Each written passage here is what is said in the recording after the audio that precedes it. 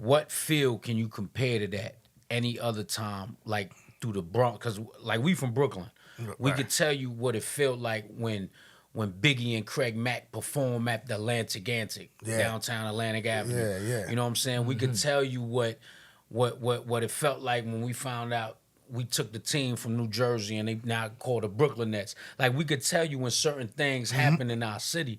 So what was, because I know that was big for the Bronx, big for hip hop, but what gave the Bronx that feel after that? Like after that, like, you know what I mean, you know, I'm gonna definitely have to give props to Fat Joe. Well, you know what I'm saying? Like, one of my favorite MCs was Big Pun, you know what I'm saying? You know, so like me personally, like I had like a lot of inspiration growing up in the Bronx and stuff like that, you know what I'm saying? But like,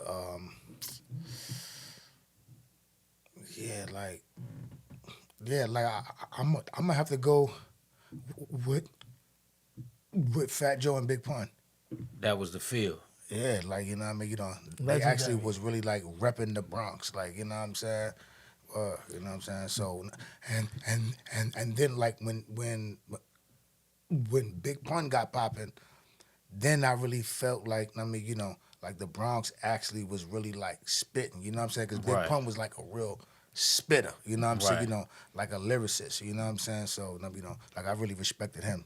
And you know what's crazy? Because you bring up Fat Joe, we know all the controversy he's around with who created hip hop. We said we're not gonna talk about that this time around because it gets too sensitive, and then you're gonna have Lord Jamal on this side.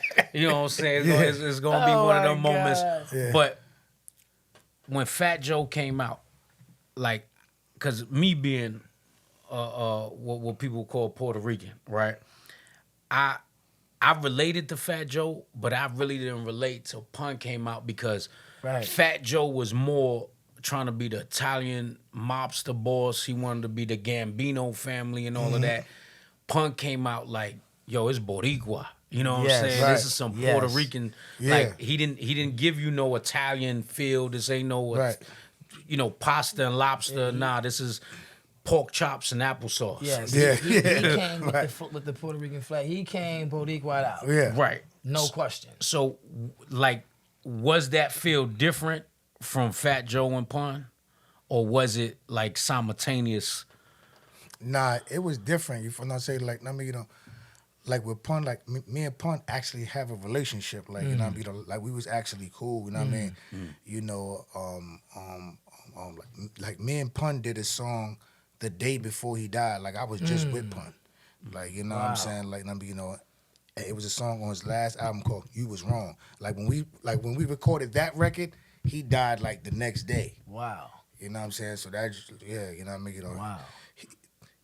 He had his wife, his kids there and all like you know, his daughter and his son was like mad little babies and all that stuff. Like, you know, like when we did it. They was in the stew. Yeah, you know what I'm saying? Wow. But like Big Pun was like a real spitter like for me. You know what I'm saying? So, you know, that's why I actually like, you know what I mean? Legendary. So wow.